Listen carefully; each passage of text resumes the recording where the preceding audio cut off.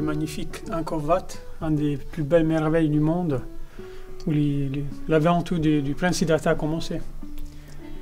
Là, on voit Angkor Wat, c'est un des plus grands, je pense le plus grand temple du monde.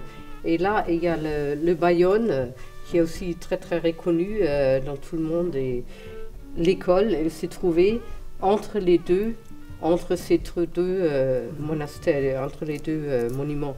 Ils ont presque 1000 ans, hein. Ça doit être 1200, 1300. C'est vraiment... Là aussi, il faut voir, ce sont des images qu'on retrouve dans le spectacle sur les aquarelles, parce que l'artiste, il était avec nous, il a dessiné sur place. On trouve Angkor Wat, on trouve le Bayonne.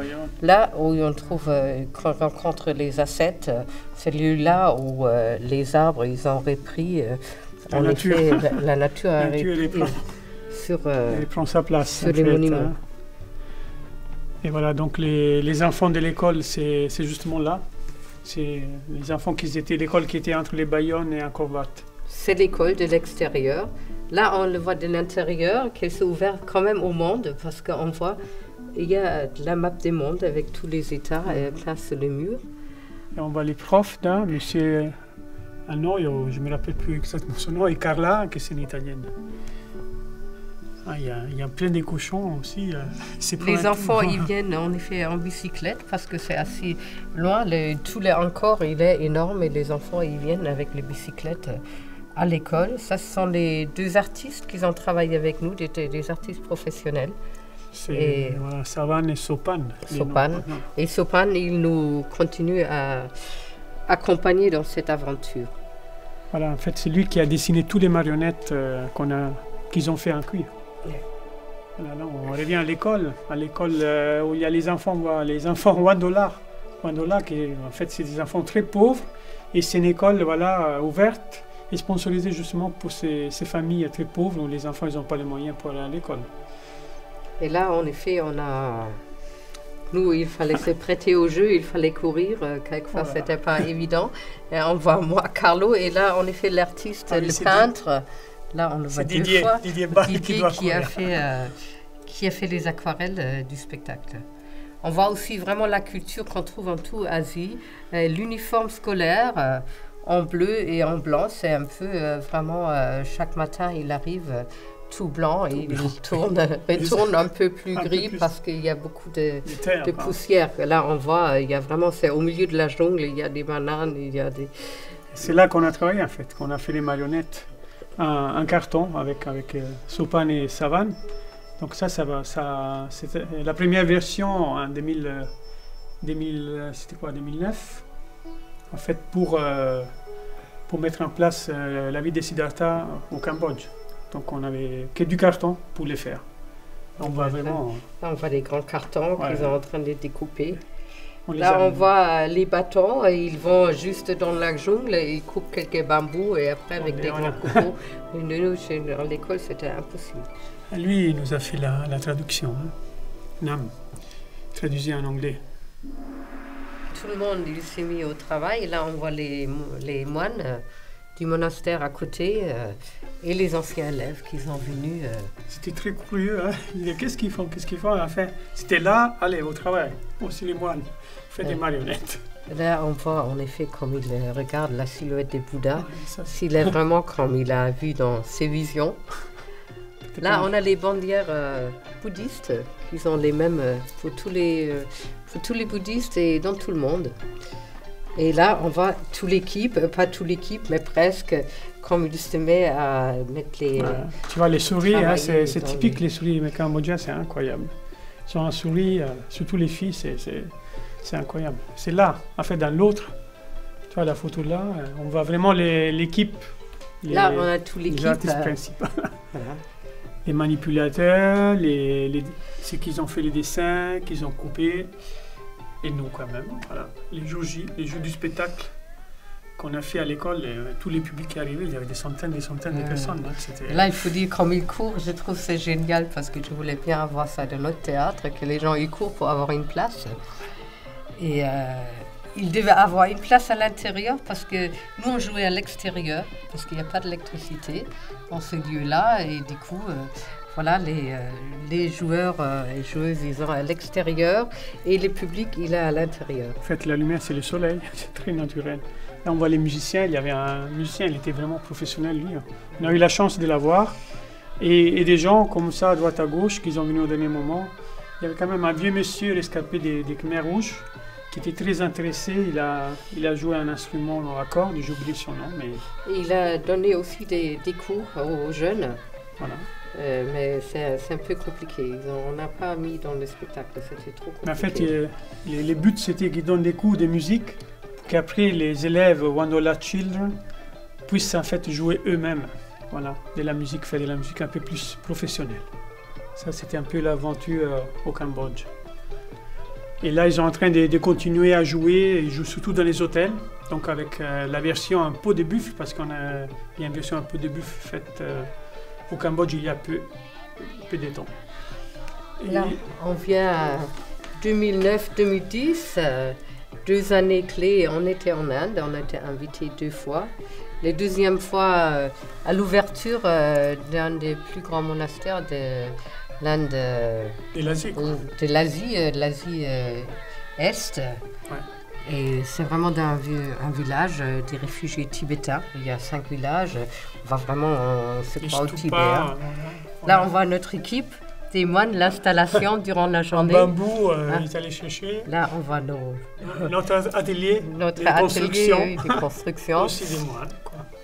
Là, on voit quand on joue. Les répétitions. Et là, voilà, c'est... Sous Saintité et le Dalai Lama qui a... Les jeux du spectacle, en fait, de l'inauguration qu'on a joué, la vie des Siddhartha tibétains pour les Tibétains et les Dalai Lama. Donc, il y avait 1500 personnes.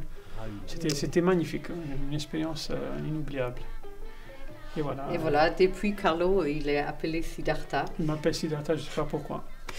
Mais bon, parce que j'ai fait les voix des Siddhartha, j'ai dit voilà, il faut mettre un peu plus de voix, ne connaissent pas le théâtre en fait. Donc c'est aussi une façon de montrer qu'est-ce qu'on fait en Occident.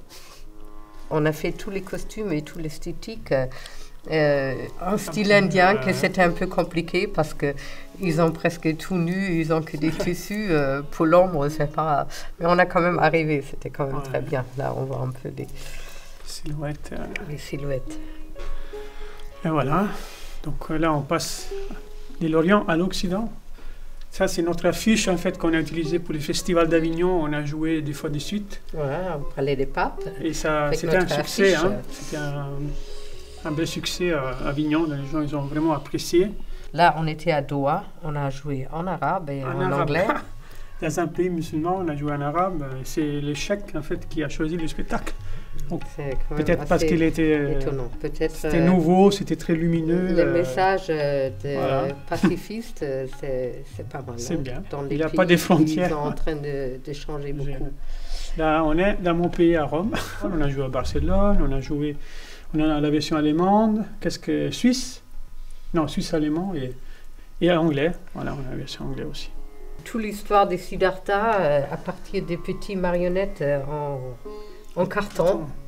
Il est devenu patrimoine culturel du Cambodge. Et ça veut dire qu'ils ont eu le droit de refaire les marionnettes en peau de buffle. C'est vraiment quelque chose d'assez extraordinaire. C'est aussi l'unique spectacle en nombre sur le bouddhisme qui fait partie du patrimoine culturel. Et là, on voit les enfants qui sont en train de faire les marionnettes. C'est vraiment, ce sont les troncs d'arbres. C'est des souches d'arbres sécolées avec les marteaux qui sont des cornes de buffle qu'ils ont coupées. Et là, avec des petits outils en métal, ils font tous les trous, tous les travaux, des précisions. C'est des heures et des heures. C'est aussi des enfants très pauvres. Et cet atelier, c'est un des ateliers officiels qui est resté après les Khmers. Et il faut dire, c'est un Khmer qui a fait cette initiative pour les enfants de son pays, qui leur donne une formation dans un métier qui est presque perdu. Et on voit par exemple, là dans les marionnettes, comment on utilise aujourd'hui dans notre spectacle, c'est eux aussi qu'ils ont fabriqué, qu'ils ont vraiment fait un travail énorme durant les années. Les années, on les connaît, ça veut dire 2-3 ans. Là, on voit par exemple le tissu comme ils ont vraiment Voilà. fait avec Tous les détails, avec... tous les détails, c'est... Ça, quand on a connu, c'était plus ou moins un peu rudimentaire, mais maintenant, et j'ai rarement vu des marionnettes si bien faites comme celle-là qu'on a eue. Là, on va à Mara. Oui, Mara, c'est dense. En fait, Mara, c'est un personnage très important dans l'histoire de Siddhartha. C'est un petit peu les côtés négatifs, en fait, de l'esprit. Donc, il est représenté par c'est presque géant. Mais très beau, hein, moi je trouve, sans donner du mal à la faire. C'est magnifique, très lourd. Manipuler, c'est pas évident, mais très belle marionnette. Voilà, donner une expression pareille. Même c'était un grand artiste, en effet, c'était Sopan, qui a fait tous les dessins des marionnettes, mais après, il faut le traduire ça en peau de buffle. Et on n'a pas le droit à l'erreur.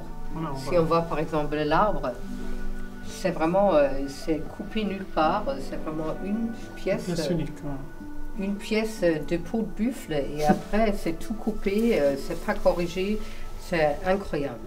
Okay, comme tu parles des peaux de buffle, tu vois, il y a les buffles. En fait, il est bien articulé avec les cordes et en fait c'était un buffle, il est redevenu buffle. Voilà, ça fait partie aussi du spectacle.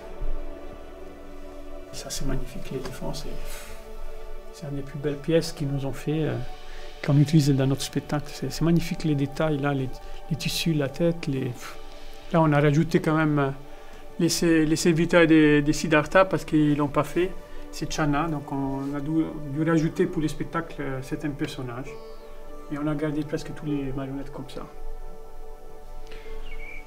Là, Siddhartha jeune, il est guerrier. Ça, c'est plaisant à jouer, ces personnages, avec l'épée. Bon, il faut vraiment dire que ce spectacle, c'est une vraie aventure